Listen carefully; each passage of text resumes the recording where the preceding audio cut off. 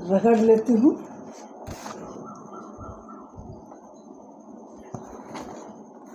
ये मुनगा, इसको मोरिंगा भी कहा जाता है ना। और सर्वगुण संपन्न पत्ते हैं। हाँ, तो इसके फूल फल पत्ते सब कुछ। तो आज इसी की सब्जी बनने वाली है। ठीक है, इसे मैं कैसे साफ करती हूँ सारे लोग जानते हैं, पर मैं बतलाती हूँ कि मैं कैसे इसकी साफ सफाई करती हूँ। ठीक है,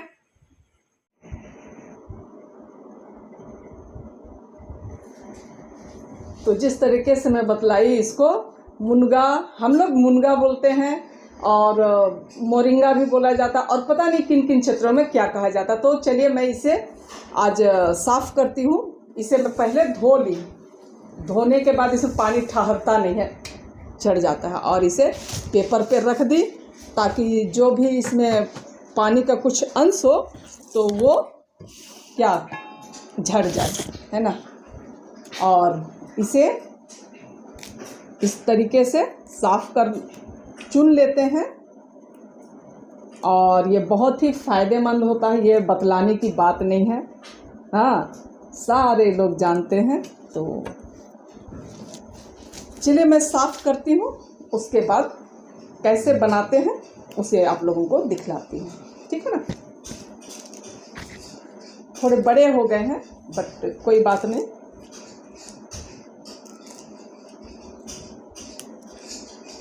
एक एक ऐसे करके कर देना है और ये आराम से साफ हो जाता है।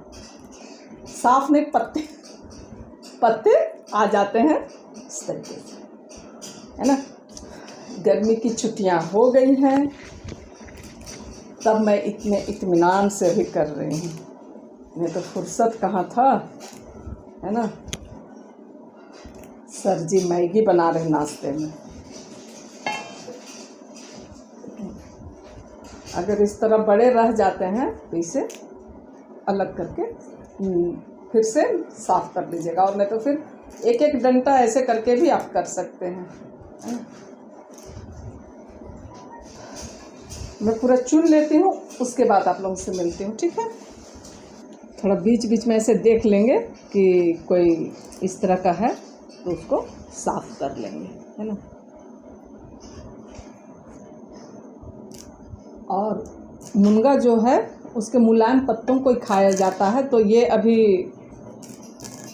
ज़्यादा ये नहीं हुआ है, बूढ़ा नहीं हुआ है। इसका चटनी बनाने भी मैं बताऊंगी आप सभी को। ये साफ हो गए।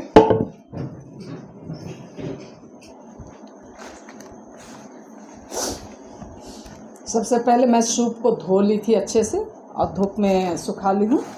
और इस तरीके से सूप में करने से क्या होता है ना, ऐसे मुनगा का पत्ता में पानी ठहरता भी नहीं है, और थोड़ा थोड़ा पीला पीला रहता, उसमें ज़्यादा पानी का अंश रहता, थोड़ा उससे बड़े हो गए हैं, पानी के अंश कम है। तो इसे ऐसे रगड़ने से उसमें अपना जो पानी का अंश है, या तो फिर जब हम कढ़ाई में डालते तो खड़ा खड़ा पत्ता नहीं रहेगा, है ना। तो मैं इसे अच्छी तरह से रगड़ लेती हूँ। सूप में इसलिए मैं कर रही हूँ क्योंकि सूप जो है वो रूखा होता है, तो रगड़ खा के ये एकदम मुलायम हो गया पत्ता, देखिए, है ना।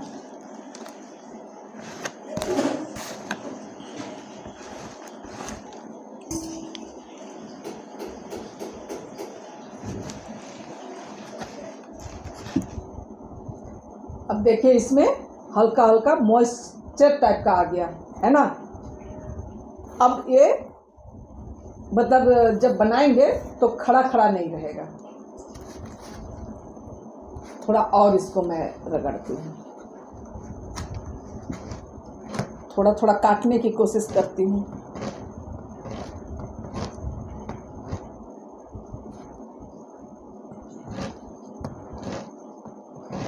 देखिए,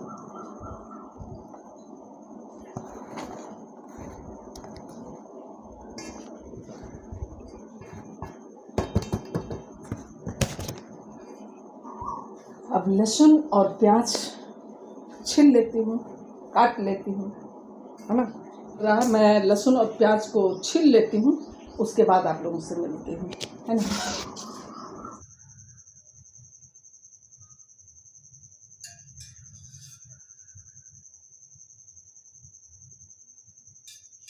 आप अपने तीखा के अनुसार मिर्चा दे दीजिएगा, है ना। 2 लाल मिर्च दी, ज़्यादा तीखा नहीं है। ये हरी मिर्च भी ज़्यादा तीखा नहीं है।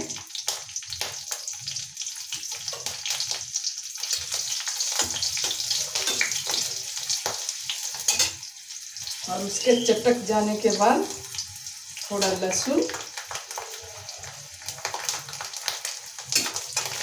इसे पकाना नहीं है हमें, है ना। प्याज,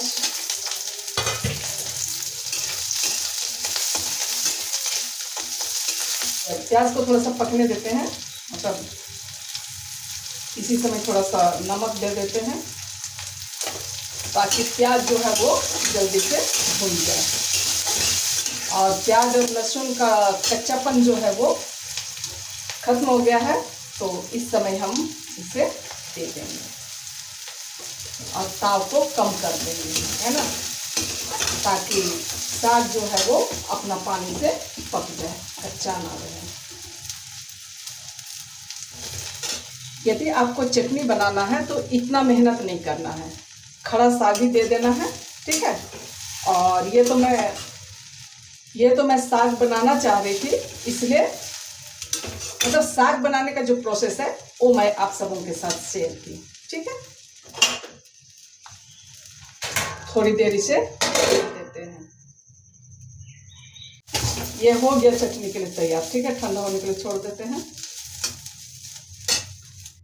इसमें वो जो मोरिंगा था उसमें टमाटर दे दिए हैं, और उसका जो पानी है टमाटर का, हमें लगता है उससे ये पिस जाएगा। और आप लोग जब साग बनाते हैं तो साग भी जो है टमाटर देने के बाद प्याज और टमाटर का पानी से पक जाएगा, ठीक है ना। और ये मोरिंगा का चटनी बनके तैयार हो गया। मैं इसे टेस्ट करती हूँ।